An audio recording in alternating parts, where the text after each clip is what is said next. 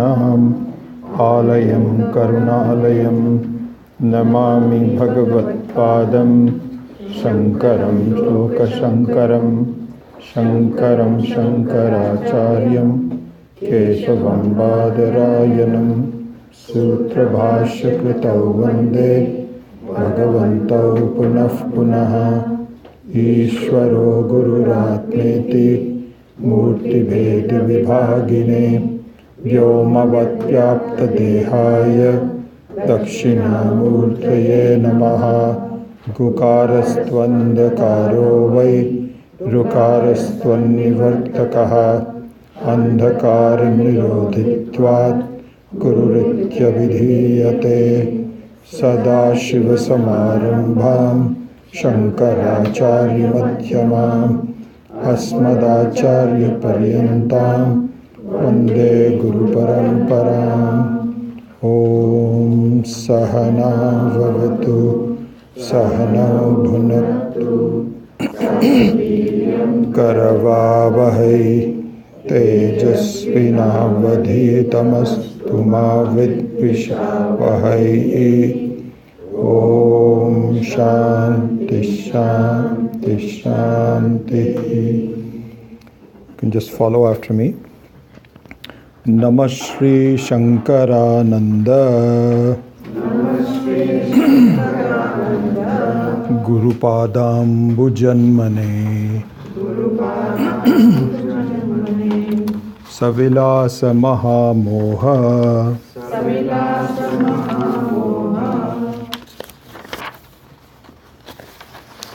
Graha Grasaika Karmane. Do it one more time. Namah Shri Shankarananda Guru Padambu Janmane Savilasa Mahamoha Graha Grasaika Karmane.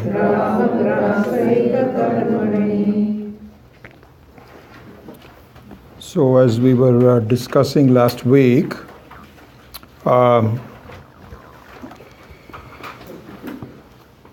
what the study of yourself, the study of Vedanta, which is the study of yourself, means is that you get educated about what life is all about. Because it is possible to conduct your life without being educated. As we saw in the example that we took up last time, that in India you find, in many perhaps very poor other countries also, not just in India, that it is possible to live without being educated. And you can get by somehow or the other.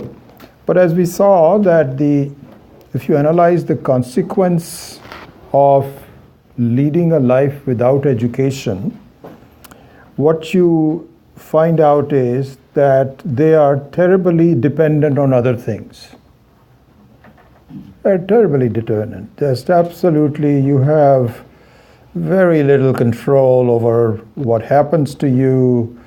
You can somehow make some kind of a balance with it. If you lower your expectations about how you're going to lead the life, and then you just stay within that, you can do it.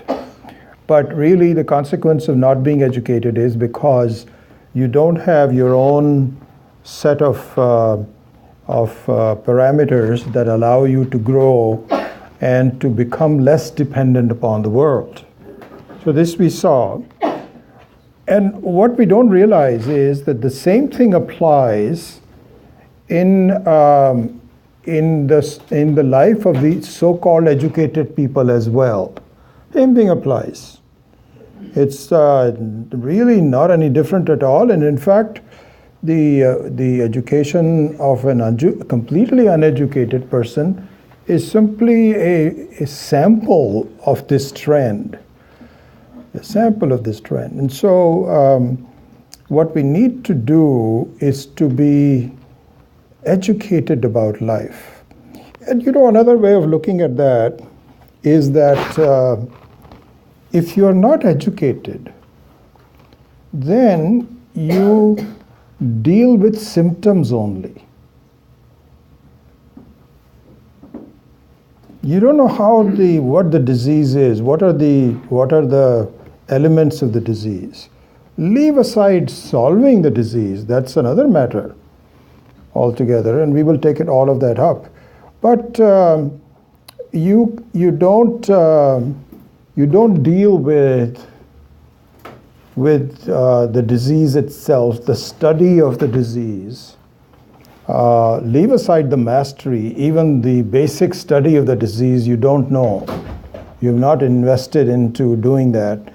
And so therefore, in a way, you are dependent on symptoms. Something happens and you deal with it to a certain extent. You go to a pharmacist and pop some pills, but it really doesn't solve it. It keeps coming back over and over again. So the study of Vedanta is to study the science of life.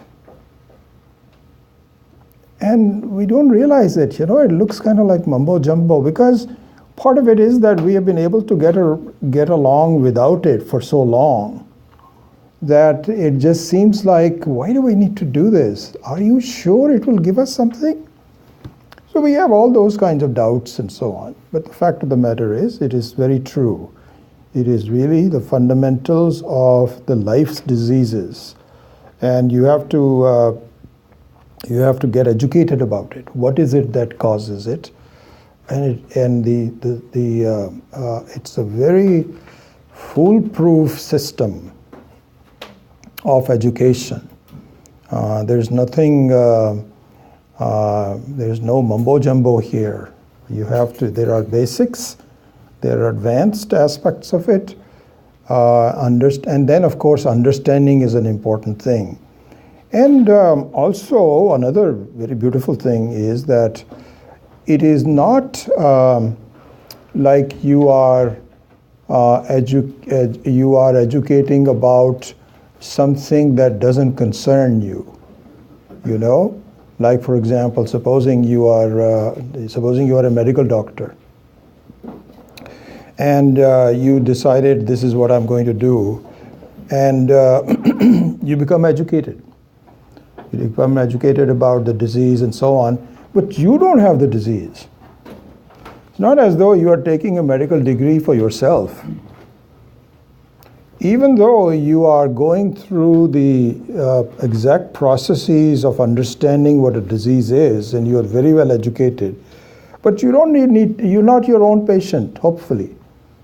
You can just go through medical college and help others. Here, on the other hand, this is something very different, because in fact it's just the opposite. You get educated not to educate someone else, although it might happen, just like I'm doing it, but it doesn't have to happen. The main thing is you're educated about yourself. You are the laboratory, and you are the one who has to figure out exactly what the statements are and how does it apply to you. And it's very beautiful, because you can see the results in your own life. So anyway, that's exactly what we are doing. And I think in this course of 65 verses, what we will do is to give you an introduction to the education. There's now not going to be, you're not going to get an MD degree from here. It takes much more study than that. But I think what it should be able to do for everyone, really, is to be able to grasp the basic fundamentals of the disease. That I think you can do, no doubt about it. And it requires a lot of application, shraddha, etc. But I think a course like this is the first chapter of it, and also other texts also, can give you a very good overview of the basics of the disease of life, very systematically. And what I would, we're going to go into this actually today, a lot of details on that. What I would recommend for you is not doubt it. You don't have to have any is this true or not? This is not necessary. You please submit yourself to it and try to do the best you can in understanding what the elements of the disease are.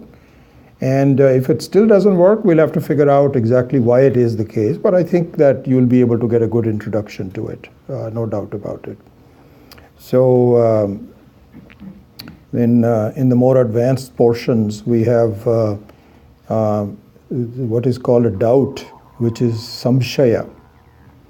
And so samshaya is one of two types, what is called, we've covered it in one of the other classes that we took recently, I think the Tuesday night, same class, Tuesday night class. One is called pramana samshaya, and the other one is called prameya samshaya. So the pramana samshaya has to do with whether what is being talked about is authentic or not. Does it really help? Does it work or not? And you may not have any doubts about prameya. Prameya means what needs to be understood. And pramana means how it is to be understood.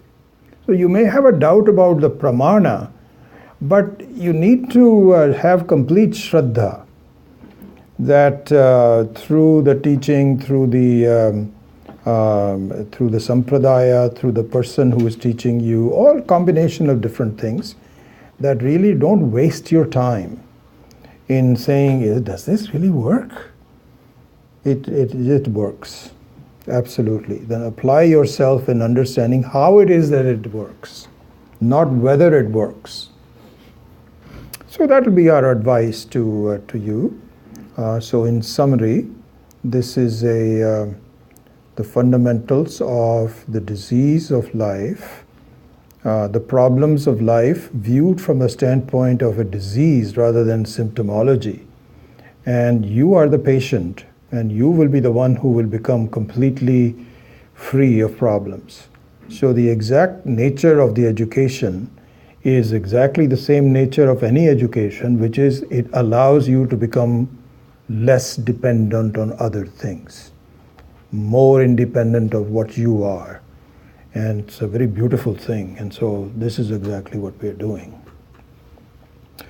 So now let us go into this very important first verse. Swami Mahesanand Ji has done a marvelous job of explaining the elements of it. And in a way, what we just talked about in terms of the fundamentals of the disease and so on and so forth are all incorporated in here. There's a lot in it. It's a very significant verse. So the English translation of this, as you know, will be so Namah Shri Shankarananda Guru Padambu Janmane Savilasa Mahamoha Graha Grasaika Karmane. So the English translation will be that salutations, my salutations to the lotus feet of my Guru. So all this is important. To the Guru itself, but really the feet of the Guru. And we will see what that means today. And not the ordinary feet, but the lotus feet. Padau Abu Janmane. Abu Janmane means the one that is born in water. Is called lotus. The lotus grows out of the water. And the feet, which are the nature of the lotus type of a feet. We'll go into that. So my salutations to the lotus feet of my Guru, Sri Shankarananda, which itself is a very interesting name, we will go into that, whose only function, whose only work, main job, is to destroy the very tough crocodile of the problems of my life in the form of a basic ignorance about things, along with its effect. And so it removes the problems of ignorance, which we will see in great detail. That is, in fact, the biggest problem that we have in our life is ignorance. And so the job of the salutations to that guru, whose job it is, with his lotus feet, that destroys this very terrible thing in my life in the form of a crocodile. All of these are very significant, so we will look into that one by one. So, start with the word moha, and actually then also apply mahamoha. Okay? So, moha means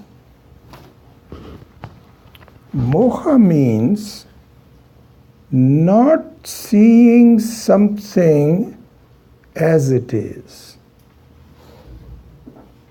called moha. It's a very technical word. It's a technical word, just like, in the computer parlance, mouse is a very technical word. You cannot just say any mouse or cat or anything like this. It's a very specific thing called mouse.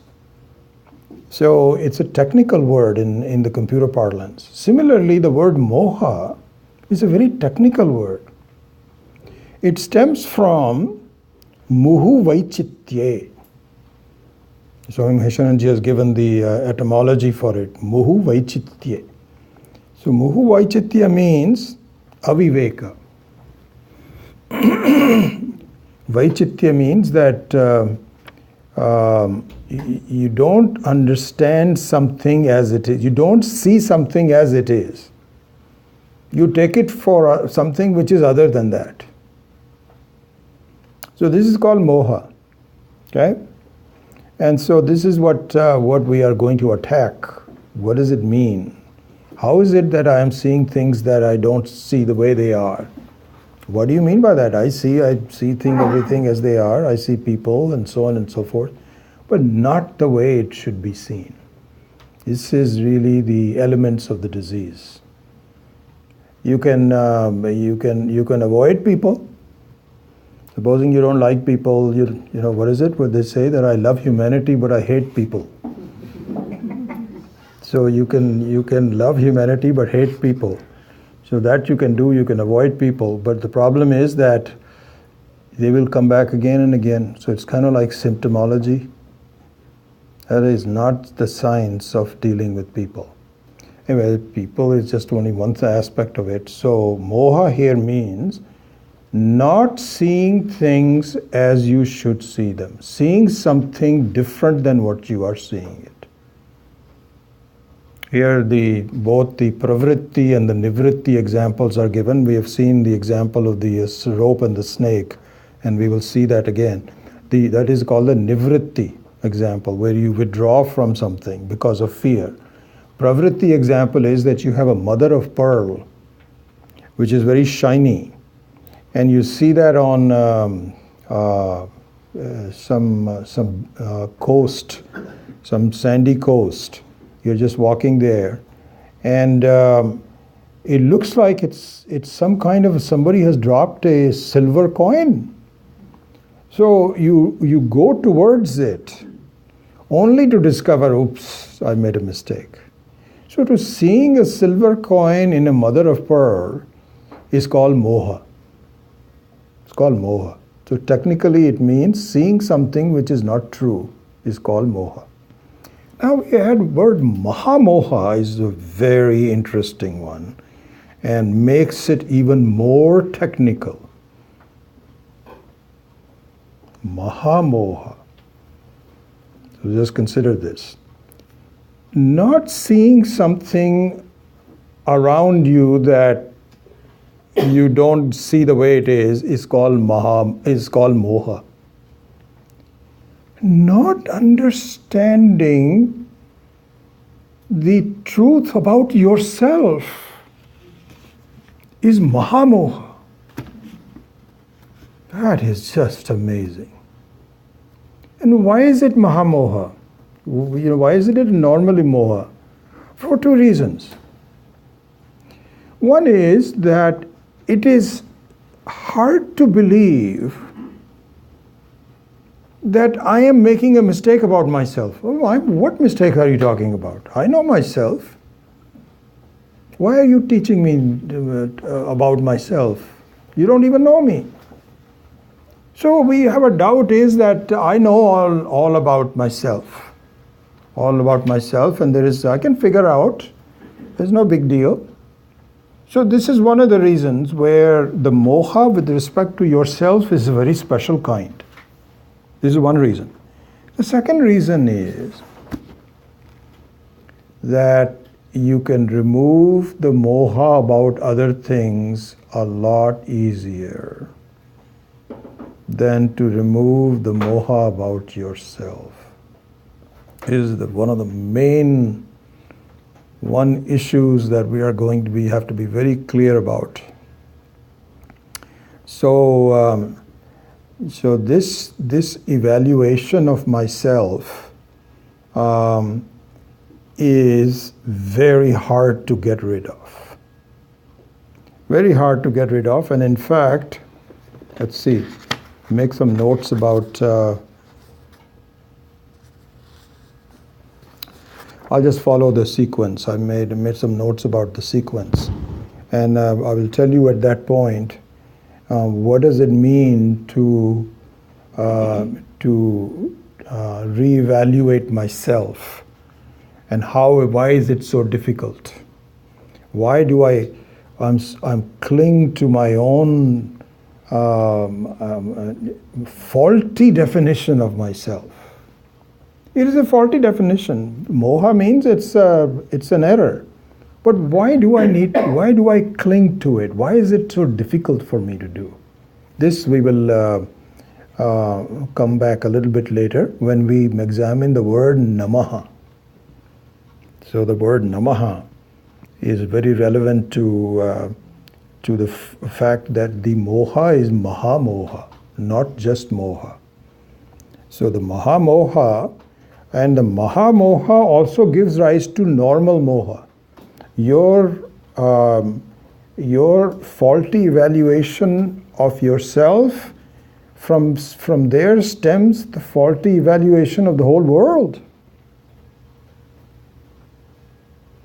So the crux of the faulty evaluation about the world is the faulty evaluation about yourself. That's why it is called mahamoha.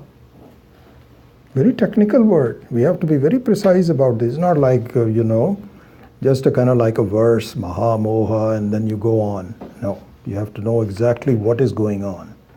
That's where the analysis of the disease comes in. Okay. Now we go to the word Shankarananda.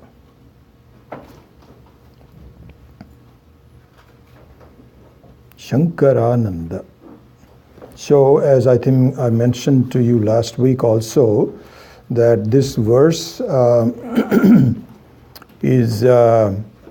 has a meaning not just to Swami Shankarananda, who was the guru of Swami Vidyaranya. Let's see, I want to tell you a little bit about Shankarananda.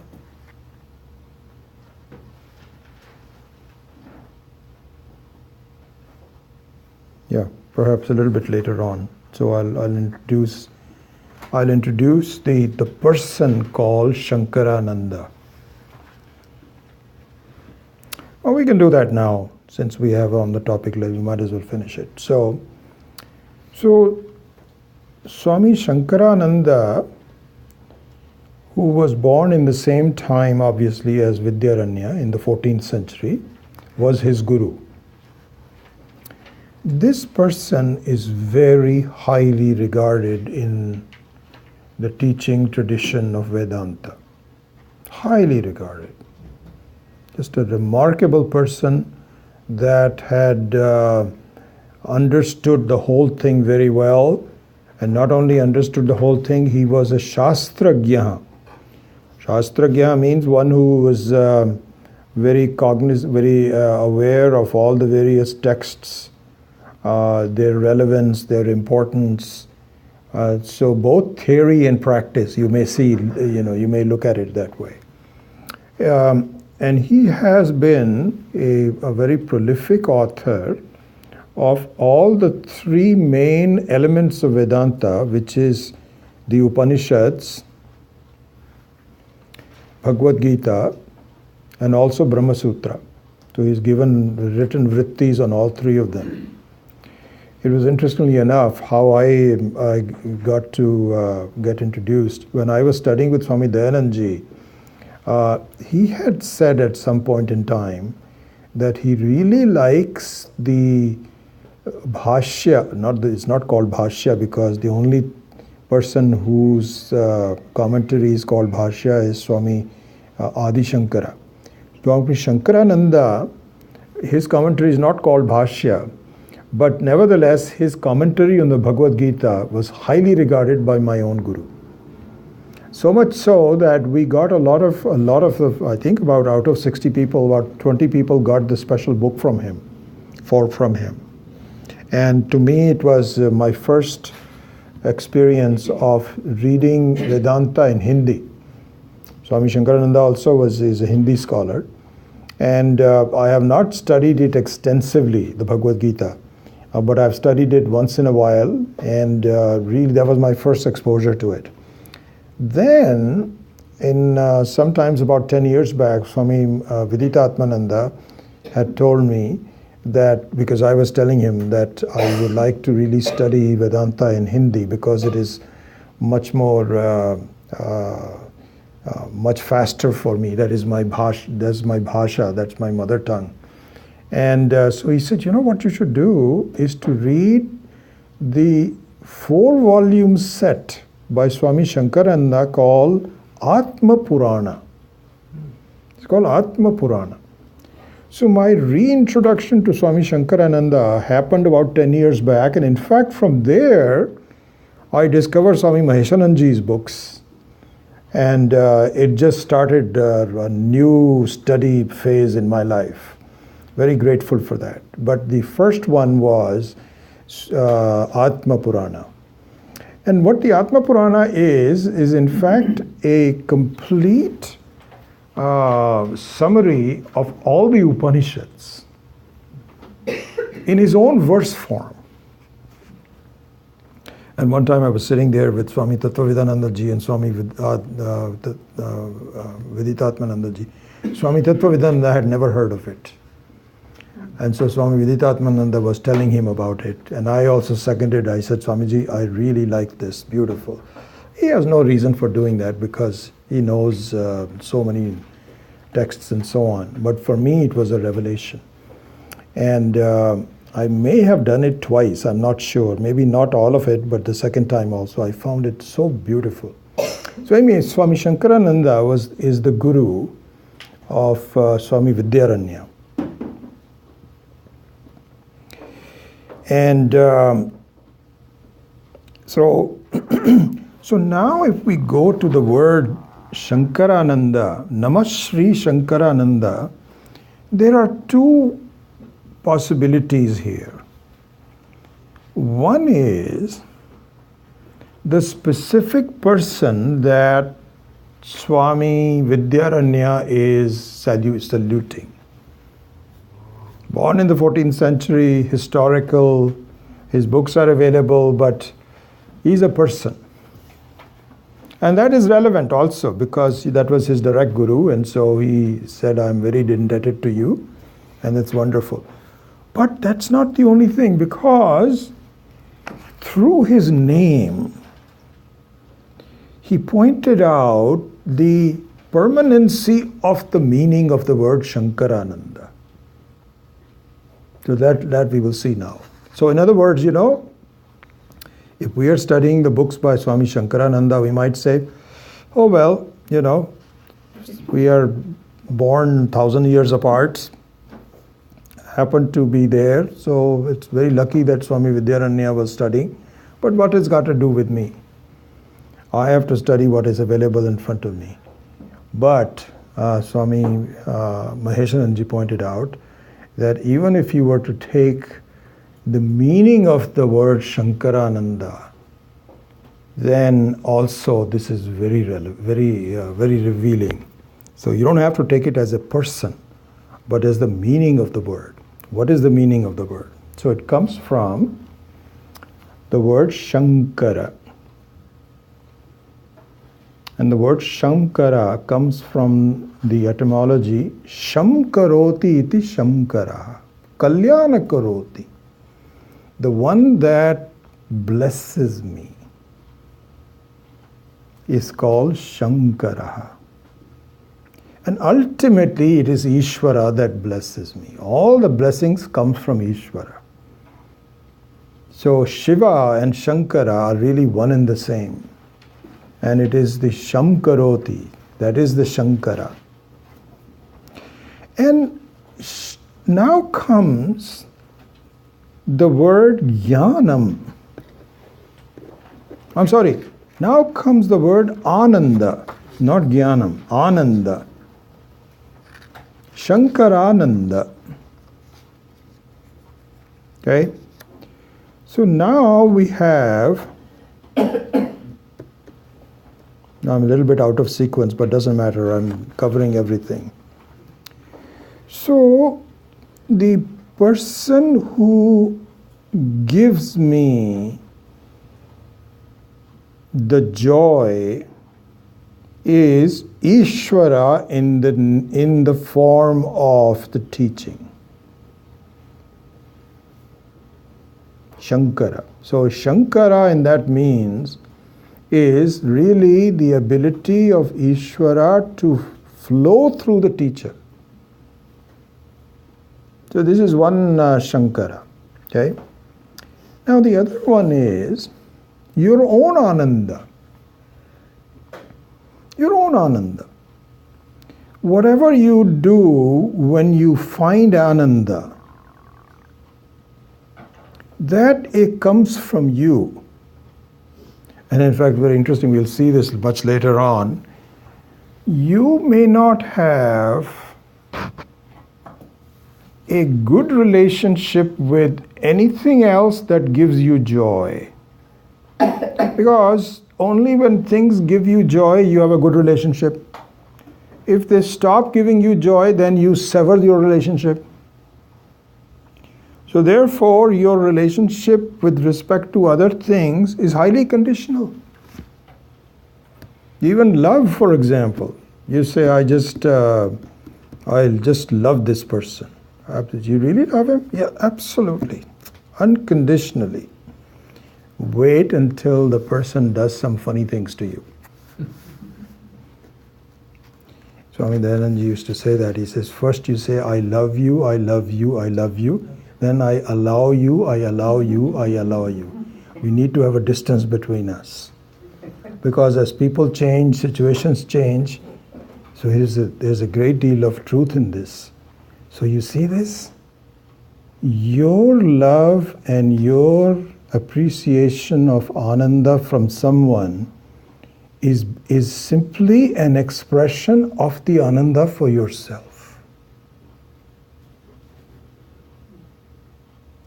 Because if that were not be the case, then you can say, yes, I love that person unconditionally. Even if the person hits you and injures you and keeps you completely off base, and you still love him, and you say, it doesn't matter, I can suffer, but I love him. It doesn't happen. It doesn't happen. You might give him a couple of warnings and say, wait, I love you a lot, but your behavior lately has been very suspicious. And so please reform yourself. And the other person says, I'm not reforming yourself, you reform yourself. And then you finally say, you know what? It is time for a divorce. I am not going to go along with it. Why? Because your love for yourself is unconditional. Is unconditional. In fact, one can argue, one should have a doubt. What happens to a person who commits suicide? Doesn't it violate the fact that your ananda for yourself is unconditional? No. It doesn't. In fact, it reinforces it. Why? Because your mind is giving you such problems. You don't know how to separate yourself from the mind, so you commit suicide. There also it is a testimony to the fact that the lack of joy is unacceptable to you. So this clearly means, we will see this, that your own Swarupa is Ananda. So now we can say that the Shankarananda is not only Ishvara giving you Ananda, but your own self wanting and having the Ananda for yourself.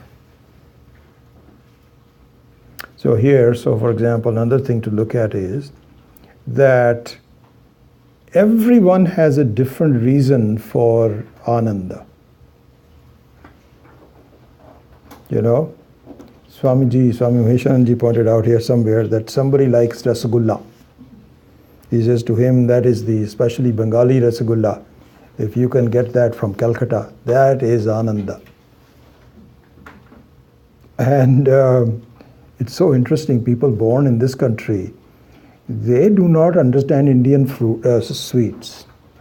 So when we took our granddaughters to India, what really gave us joy, they'll say, what the heck is this? For them, ice cream is okay, but all these rasagullas and burfis and so on, now they're growing into it. But initially they just said, so every ananda, the reason for all the anandas is different for everyone. But the ananda itself is the same.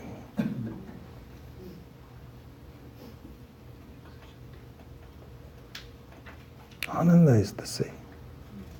Total joy. So that joy is very, very individualistic. It is the jiva's joy.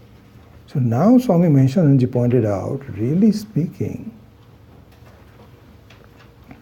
one of the subjects of this book, if those of you that are going to be studying the basic book called Tattva Bodha. So in Tattva Bodha, there is what is called Anubandha Chatushtaya. Anubandha Chatushtaya means 4 basic elements of why one should read a book. One is called subject, Vishaya, right? And then so this is number 1. Then you have Prayojana, means fine, this is the subject, but if I go through this subject, what does it do for me? Prayojana. The third one is Sambandha between Vishaya and Prayojana. What is the connection between them? And the fourth one is, am I qualified to read this book? Adhikaritva. So here, in the first verse itself, both the Vishaya, the subject matter, as well as the Prayojana is clarified. How is it clarified? Shri Shankarananda. Why is it clarifying that? Because the book says that the Ananda which is given to you as a blessing by Ishvara through the teaching is the same Ananda that you seek in your life. So this is what is called Jiveshwara Aikyam. This is the identity between the individual and the whole.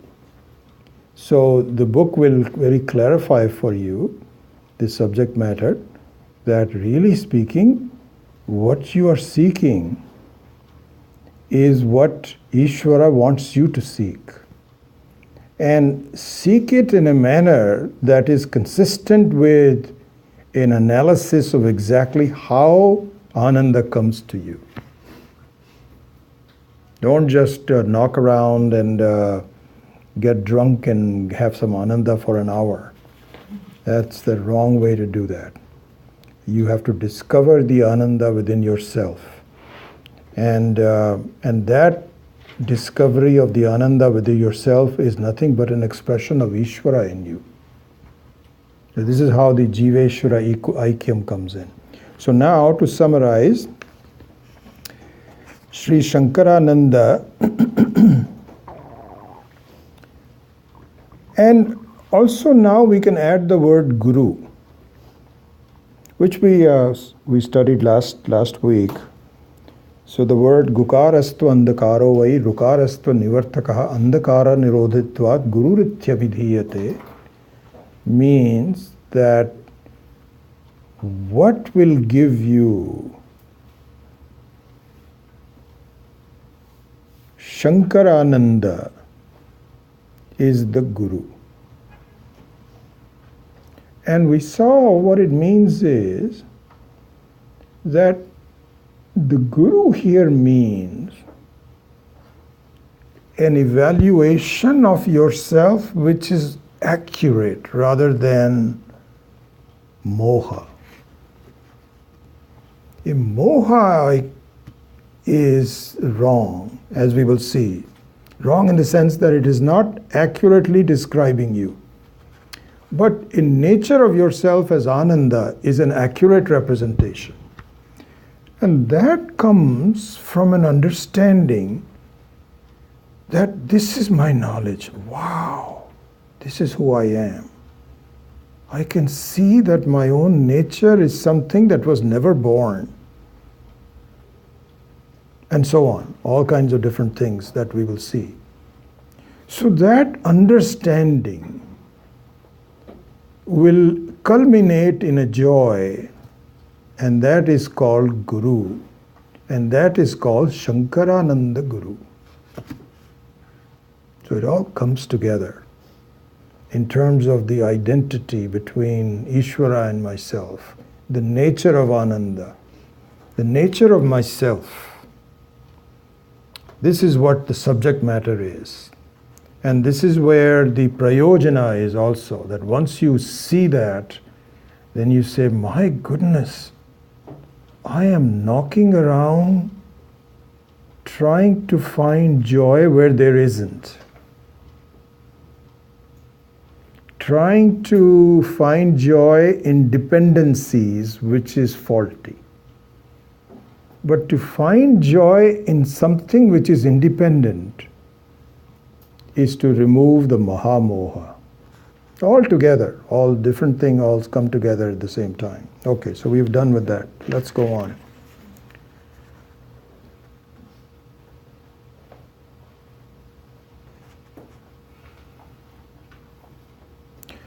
So now,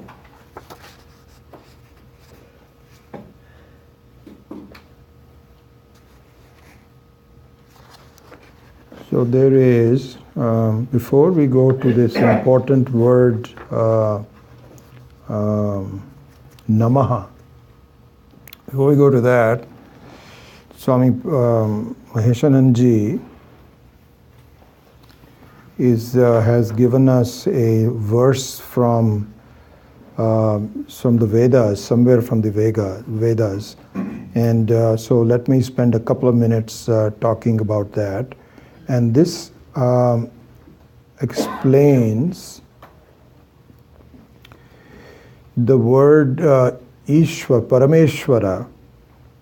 Parameshwara, and how Parameshwara helps me in viewing my life the way I should view it. Okay, so it's a side subject, but an important side subject. All connected together with this Namah Shri Shankarananda. So, there is a verse which says, I won't really translate all of them, but just give you a sense of it. It says, Paripakva malaye tan utsadayan ahetu shakti patena yojayati pare tattve sadikshaya acharya murti sthaha. So he says, Ishvara is the one who takes the form of a teacher and helps you to overcome papaha. Papa here means wrong actions. Actions that are not very helpful in my life are called papa karma. And by the way, punya karma is also the same, the two sides of the same coin. So punya karma also means that actions that necessarily engage me into seeking pleasure in my life. It's called punya karma. And papa karma are the ones, and so karma phala are the ones that give me problems in my life in one form or the other. And Ishvara, in the form of the teaching and the teacher, is the one that helps me overcome the effects of papa and punya. Here only papa is paripakva malaha, but we know that from the teaching that even the punya is also the second side of the same coin is made. So now, but I think it is important to see the papa side of it very clearly. So here Swami Maheshananji has pointed out at various places, and I'm very happy that he has actually done some analysis as part of this verse itself. So he says, what happens is that if you examine your life, the papa karma, the phala, the result of papa karma appears in your life in two forms.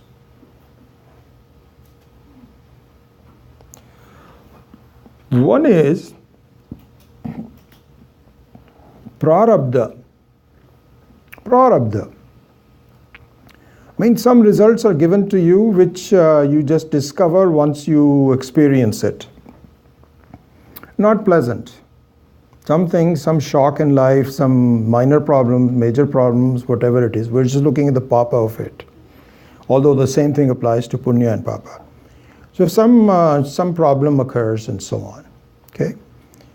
The other part of that, so this is what is called drishta phala.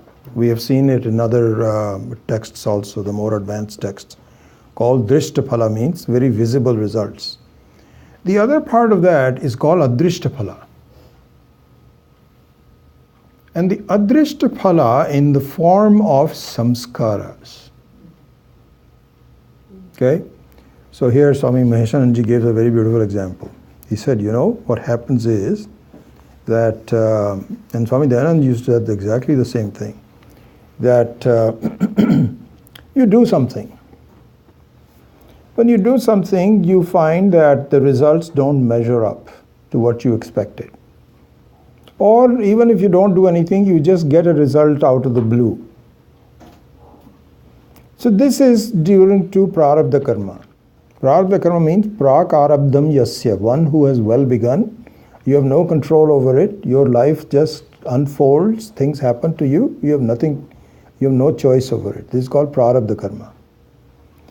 Now, what happens is now the results of the prarabdha karma are not finished yet. There is also another component called adrishta phala. So how does that work? The way that works is it leaves you with some choices for the future based on the karma phala. Like, for example, supposing you do something and your results fall short Your dukkha because of the disappointment is there, finished, that is done with. But now you think, you know what, I didn't do this right. I should put more effort in the future. I need to do a better job of doing this, and I will. So now the samskaras are that I need to continue doing this, when in fact you need to stop it completely, but you don't stop completely. It leaves you with with some kind of a subtle desire to continue. And if you look at the punya karma, supposing you make a lot of money in the stock market, all of a sudden you just, did I ever tell you this? This is interesting. So this is when Tesla first came on, and I've stopped investing in stocks on a long time ago. But one day, I think about 10, 12 years ago, I was sitting there and reading an article about this new electric car called Tesla and so on. And everybody was saying, this is really almost unbelievable how he's done this. And the stock, I still remember, was $20. And I had some play money. So one day I just went to Charles Schwab and I bought 1,000 shares of Tesla at $20. Okay. The second day or so, the stock went up to $30. So I was talking to my sons and I said, you know what? I bought this Tesla stock. It went up 50% in 2 days. I cannot believe this. What happened? They said, Dad, just sell it. Okay, this is so stupid. Nobody has ever heard of this company. Why are you just doing all of this? You're just wasting your money and so on and so forth. So I said, are you sure? He says, yes, Dad, just sell it. Absolutely. So I sold it. It's now $325. And in fact, within like 6 months, it had gone up to 95. And anyway, I had no regrets or anything like this. So the punya karma also results in prarabdha being a wonderful thing. So really, and I'm very happy actually, because I applied some of the principles of Vedanta. I did it. I made whatever, $1,000, $1,500 or something. That was the end of it. I didn't think much about it. I didn't invest more. And the reason I didn't invest more is what I was telling you last time. That this to me was really what I didn't want to lead my life that way. It was just sitting there, just a lark, and that was the end of it. So this is an important thing. We will see this. So going back to the two components of karma phala, one is the prarabdha karma, adrishta phala. The other one is the adrishta phala. So the important part of my life is not to deal with drishta phala. That we can deal.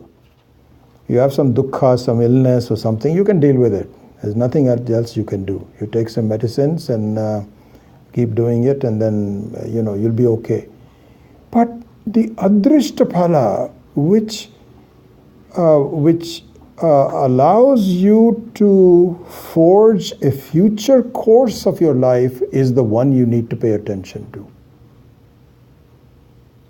Here, Swami Mahisharanji gave a beautiful example. Really enjoyed that. He said, supposing there are a bunch of friends and they decided to do some fraud. Here he just talked about just a thief, they're a bunch of thieves. But in a sophisticated world, you can just say fraud. Like this Raja Ratnam.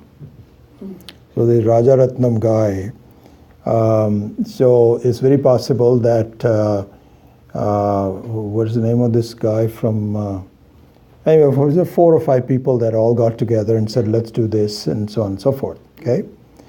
Now, what happens is that suppose you did not get caught, even though you were participating in it. Raja Ratnam got caught. And he was punished, heavily punished. So now what can happen is that supposing he was not punished, you would have said, this is not a bad idea. I think we should do this as a as a career. Some insider information, this, that, or the other, and we can make lots of money. So this is what would be called adrishta phala, and your samskara is based on that. However, Swamiji said that suppose you sit down and you say, you know what, this was not good. And I'm very sorry that my friend Rajaratnam got caught and I got scot-free, but I am not going to do this again. Not going to do this again. Because the results are awful. The whole family will be in bad shape. I may be put into jail. This is not worth it. So I need to do something better in my life than this. So here, what is talked about is that Ishvara in the form of the teaching allows you to follow your samskaras that negate your tendency to lead a useless life.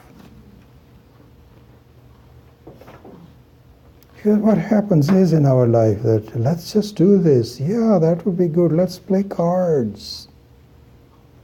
Let's do this. Let's go places. Let's do this. On and on and on. You go to a place and you say, this was a nice visit.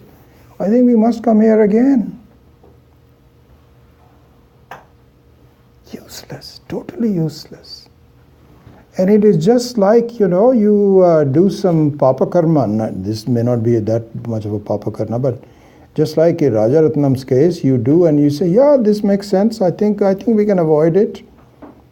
We can avoid it. We can do some sham companies and so on and so forth. I think you keep on doing it. Keep on doing it. You don't make any progress whatsoever. But what Vedanta does is to put a stop to all of that. And it does it in the form of a teaching that begins to make sense. So that Drishtaphala you don't have to do anything about, that's done with. But the future course of your life can be turned around.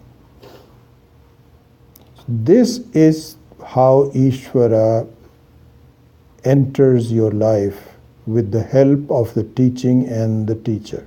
So that's the meaning of this. Paripakva malate tan anusad ahetu shakti patena yojayati pare tattve sada sadikshaya acharya murti sthaha. And so in the form of the acharya sitting in front of you, murti sthaha, Ishvara gives you a chance to change your samskaras. It doesn't change your life. Your problems will still continue. But the evolution of your life will get changed by taking the right action. So that was one of the things. So now, let's see, we've done that.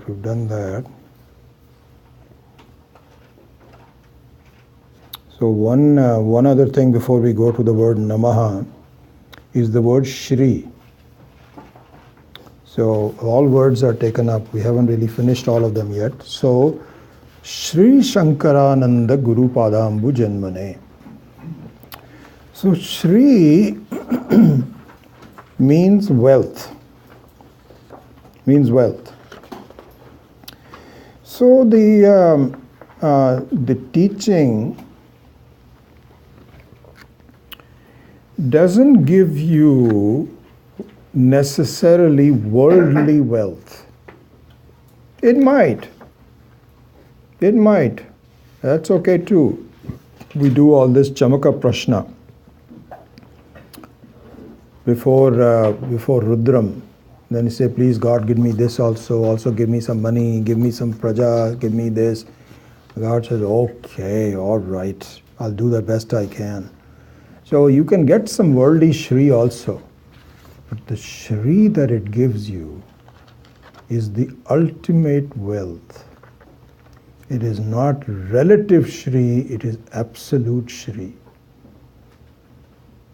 which is Brahma Vidya, Atma Vidya. where you completely wake up from it. And so that is what is called Shri. So that when you say Shri Shankarananda Guru Padambu Janmane, that's the meaning of the word Shri. Now comes the important word Namaha. Again, it's a very technical word. And the word salutations does not really give adequate meaning to the word Namaha. Salutations. Salutations mean namaskar and so on. That's just one aspect of it. Namaha means, so there's so much written on this. Tyago hi namasaha vachyaha. Tyago hi namasaha vachyaha means that tyaga is the meaning of the word namaha. Giving something up is called namaha.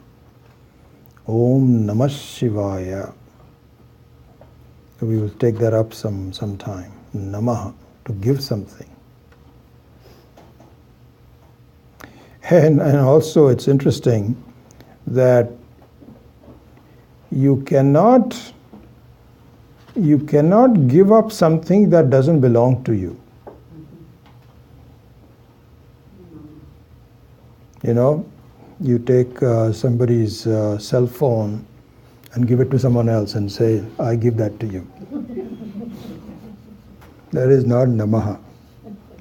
You must have some kind of a connection, some authorship, some ownership of that, only then you can give it up. So here, the thing that we have to see, this is of course the main topic of the whole course, is that what you take yourself to be, which is preventing you from gaining freedom, you have to give up. And what I take myself to be is that I am enclosed in this body. I am influenced by my mind. I am defined by my mind. This is who I am. I am breathing. I have an upset stomach. So your definition is based on all these firm things. So here, some teacher comes in and he says, you know what? You are Brahman. You are Paramatma. And the natural thinking is, what are you talking about? What Paramatma? Then what do you think you are? I'm enclosed in this body. I'm 5 feet 7 inches tall. I'm 65 years old. This is who I am. Are you sure? He says, absolutely. This is who I am. And the teaching says, no, you are not. That is just you have just taken yourself to be because that's what appears to you convenient for you, because that's what you're used to. But are you prepared to get rid of, do tyaga of these, what is it called? Called ahankara atmika vritti. Ahankara atmika vritti means that this my thought, which is enclosed with all these other kinds of gunas and so on and so forth, you need to give that up in a systematic, authentic way. authentic way. Here, Swami Dayanand Ji used to make such a joke about this arati that we do in North India. You know, kya lage mera, all, what is it? Sab kuch tera, everything it belongs to you, and kya lage mera, and Om Jai Jagadish Hare, and so on. So Swamiji used to make, he says, you know, he used to, so there's Ishvara sitting there, very old because he's been around for a number of years, long white beard and so on and so forth. And next to him is his accountant. Okay, so one day when there's this prayer is given, then he tells his accountant, okay, he's given up his body, so it doesn't belong to him. You please make a note of it. That he says, kya lage mera, my body does not, it's yours, manaha, sab kuch, everything. So Ishvara is very impressed. He says, wow, this guy has given up everything, all done? He says, yeah. Next day there is an arti at somebody else's home. Same arti, kya lage mera, aap le, take away. So Ishvara says, wait a second, am I getting old or what? Didn't he already abdicate his body to you yesterday? So what is he taking? We never gave it back to him. So how come he is giving it up again? That just means that our aratis are threats. Threats. One of these days I'm going to give up my body to you. Not ready yet, because I still have to have some dinner and so on and so forth. But after so on and so forth, because right after the arati there is a big feast. So if I give up my body, then I have nothing to enjoy with myself. So it is not now, but so if the arati was saying, I'm trying to give it to you, but I don't know how to do it, then the Ishvara will say, I think this guy's got some smarts. But we fool him so much. So here namaha means with a reason, with a systematic reason. We have to see, why is it that I have to give up? And I can only give up something that would allow me to remain after I give it up. Because really the fundamental problem is that I feel that my entire the entire substance of who I am depends upon all the things that I'm, and if I give that up, there'll be nothing left. How can I give it up? What will happen to me? I'll become shunya. Zero. So the teaching has to be that, listen, you give up unnecessary things that are creating problems to you. And what will remain is your pure self, which is, you cannot give that up. That is Swarupa. So we will use these two words. Swabhava means one that can be given up, personality. Swarupa is one that cannot be given up, that is you. So the word namaha here means that tyago hi namaso vachyaha. And so the chinmatraha, the vastavika swarupaha, is the one that is remaining, and I must be prepared to undertake that tyaga with understanding, with commitment, and so on and so forth. So that's the word namaha. It's an important word. So now, in the remaining time, let us go into the last part of this. Maybe, I don't know if we can finish it. This is what is called Padambu Janmane, the lotus feet of the Guru. What does it mean by the lotus feet of the Guru? So two things basically here. One is the word lotus represents softness. softness. Okay. And so Swami Maheshwaranji pointed out, please make a note of it, that Vidyaranyam, the author of this book, a very wise person, does not use the words carelessly. It's just some poetic uses, No. Everything is precisely meant.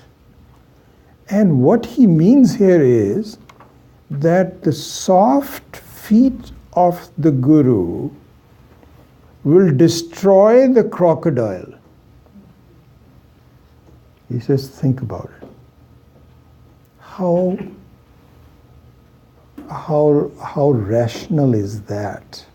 In fact, the crocodile's skin is the hardest to crack.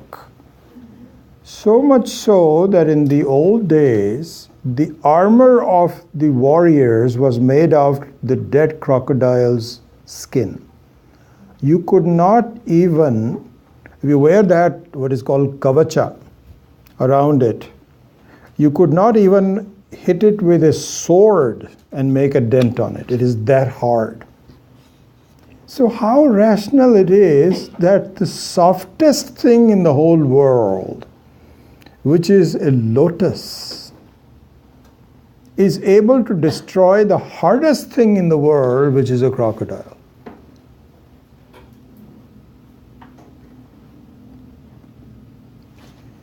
So this is one thing. So here, I think I won't spend too much time on this. So this is one thing, and I'll explain a little bit more on this aspect of it. The other one is the count 2 for the feet. There's a reason for that. 2 feet. Not 1 foot, but 2 feet. So one is the texture, and the other one is the count, the 2 feet. So let's go back to the texture. So the texture means that there is a possibility of the impossible. See, rationally it doesn't make any sense. How are you going to beat up the crocodile who's so tough? Especially with, you can maybe have some guns or something like that, some, automatic guns, but not with a lotus, not possible. But here, this is an important thing, please just think about this. What is pointed out is, please don't doubt it. It will happen. It will happen. And in fact, we will take up this topic in more detail some other time. Our biggest problem is, to follow the teaching, is that this doesn't make any sense. How can I remove my problems in life by just thinking about it? I have to do something about it. Everybody else is busy doing something about it, and I have to do the same thing. But to sit there and close my eyes and to remove the problems, I don't know how that's going to happen. How is that possible? So this is what is called Ashcharya. Ashcharya means something which is an amazing thing. And I am not willing to look at amazing things. Not looking at amazing things. What Swami Maheshananji says, listen, the amazing thing, Ashcharya, is only to the point when you don't understand it. He says, if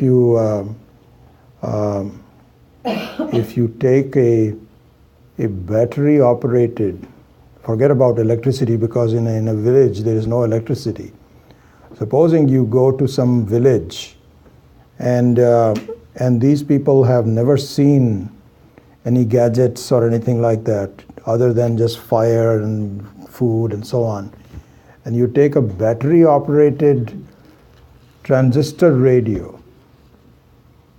and play music there, the fellow will say, what is going on? Where did this sound coming from? And it is only because you ask this guy, he says, where is the sound coming from? And he says, Ram Jane. Means only Rama and Krishna knows. I have no idea. I have no idea. I cannot explain it. There is something funny going on in here. But for an engineer, it is very simple.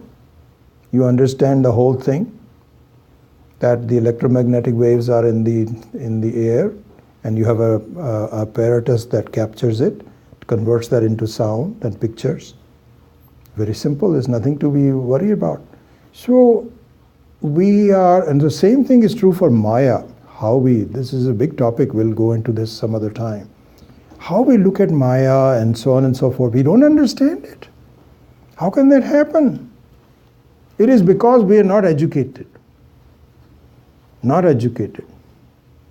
So here, the lotus feet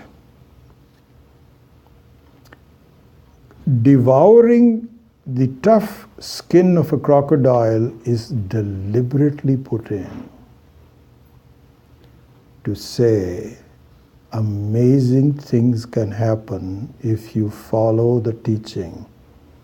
And you don't have to go through the conventional way, I've got to do this, I've got to do this. Nothing is to be done. Yes, something has to be done. We'll talk about that in the 2 feet, but not the way you look out it to be. So this is the example given here. One interesting example. So apparently, one of the disciples of Adi Shankara, you know, like all the disciples, they will ask 1 or 2 questions. I remember that when we finished the course with Swamiji, I was the one that asked. I said, Swamiji, if there's one thing that I need to do in my life to understand is better, what would it be? He says, Shraddha. Shraddhavan eva labhate jnanam. He says, do not get rid of your Shraddha. That will carry you to the end. Similarly, in Adi Shankara's case, somebody asked him, he says, what is it that I need to do in order to make this journey successful? And Adi Shankara apparently said this. He says, do not have any doubts. Do not have any doubts. It will happen. It looks very strange, but it will happen. Because what happens is that we keep saying, how is that possible? I don't know, this is very strange, I don't know, nobody else talks about it. How is that possible? This is the doubt. This is called tarka, logic. So another example given by Swami Maheshananji is that, this brahmachari was sitting there on the side of a lake, and there was a tree on the side of the lake. So a leaf fell. And the leaf was half in the water and half in the air. When the leaf fell in the water, the portion that fell into the water became a frog and ran away. And the portion that was in the air became a bird and flew away. He says, what the heck is going on in here? This is surely amazing. I cannot believe this. As soon as he said the word, I cannot believe it, the next thing he knew, he was forcibly transferred into a dark cave where all other people were hanging by the rope with their hands. So he says, what happened? How did I get here? He says, did you express any doubts? He says, yes. He says, that's it. all of us had doubts, and so this cave is meant for people that end their lives with doubts. This is exactly what happens. Yeah, that's why you're here. Oh, next, anyone else? So really speaking, not having doubts is an important thing. And so this is exemplified by this example, that Guru Padambu Janmane Mahamoha Graha Grasaika Karmane. So this is one thing. Then the 2 feet. So this is also an important thing. So the 2 feet of the Guru are the Nirguna Brahman, which is in the form of teaching through Shravanam, Mananam, Nididhyasanam, Mauna Vyakya, quietness. This is called Shuddha. What is it called? Shuddha Rupaha. Shuddha Rupaha, Guru's teaching. This is the one of the feet represents that. And it represents the very subtlety and the fact that it is pure, Shuddha Rupa. The other foot represents sadhana. So one represents sadhya, what is to be established. The other foot represents sadhana. And the sadhana, even though it is soft, is very hard. Because this is where, for those of you that will go into the Tattva Bodha, sadhana chatushtaya sampannaha, shamadama uparamaha uparatihi, etc., all of these kinds of things. And there the Shishya says, Guruji, I'm very happy you're teaching me all this, but do I have to have this control over my mind and the control over my senses and all these stuff? I don't know if I can do this. It's not possible for me to do. Is there some easier way you can give me so that I can go, or some kind of a shortcut and so on? And the Guru says, no. Absolutely not.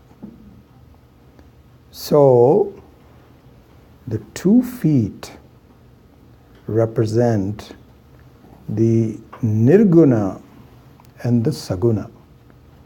Nirguna means the very pure knowledge, and Saguna means, this is where we haven't studied it yet, but in the Dakshinamurti Stotram, Vishwam Karya Karanataya Swaswami Sambandhataha Shishyacharya Tatha Tathaiva Et Putratatmana Bhedataha. He says that if I have to understand that this is the very essence of who I am, then why are we going through these classes? You are the teacher, I am the student, and this, that, or the other.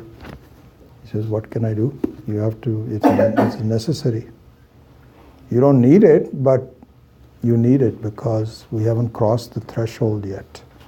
And so the second foot of the Guru, the 2 feet, one is the soft one, which is given in Mauna Vyakya, and the second one is the very tough choices in our life that we have to make. And so when we have to say Namaha, to give up your own things that are binding you, Tyagaha, you have to do that. You cannot say, this is the thing. There was this American, what's the name of his guy? The one Santa Cruz, who was a teacher there. I forget. A long time ago. No. This fellow who was part of this LSD And Ramdas, yes, Baba Ramdas. Baba Ramdas. So I think I remember when I first came out to the ashram. So there was a talk by Baba Ramdas. So I just went there just to see what he has to say. And he made one point which is very interesting, very true also. He says, this teaching is so funny. It says, if you want to gain everything, you have to give up everything. And he says, what most of us are saying, no, you give it to me first. And then I'll give it up. And he says, nope. You have to give it up first before you get it. He says, I am not, this is where the doubts come in. He said, what happens if I give up everything and then I don't get it? Then now I'm in deep trouble. Everything is lost. We have to make that choice. So this is called the Tyaga Namaha. So anyway, I think we've spent quite a bit of time on this verse. And it represents really the very basics of this teaching. So now we will go ahead to the next verse next time. Om Asato Ma Satkamaya Tamaso Ma Jyotirgamaya Mrityo Ma Amritam Gamaya Om Purnamadah Purnamidam Purnat Purnamadachyate Purnasya Purnamadaya Purnameva Vashishyate Om Shanti Shanti Shanti Hari Om Shri Gurubhyo Namaha Hari Om. Yeah. You said moha is not seen as is. Mm-hmm. Now, in chapter 1 of Gita, Arjuna had the delusion because of raga, shoka and moha. So that moha and this moha... So there, in the Gita, context to the Gita, and I think that there is an explanation that the moha can be of one of two kinds. So one is dharma moha and the other one is jnana moha. So in the dharma moha, Arjuna thinks that he's doing the right thing by not killing his purvajanmas and so on and so forth, where in fact the right thing is to actually get rid of them because they have done so bad things to everyone. So to consider a adharma as dharma is one kind of moha. So even in terms of how we conduct our lives, that is one kind of moha, where something which is wrong is considered to be right and you do it. So then the second one, of course, the ultimate one is the jnana moha, which is the same as what we were discussing. Yeah. Yeah. In the beginning you mentioned two types of samshaya. One is the praman samshaya and another one is prameya samshaya. Correct. I missed what prameya samshaya. Prameya samshaya means that the doubt about that the jiva is nothing but Paramatma alone. There's only one space is there. So looking at, I can only understand room space as the reality, not space. So where is Ishvara? Where is Vyapakaha? How come he is not taking care of us? How come there are terrorist incidents? So there is no Ishvara.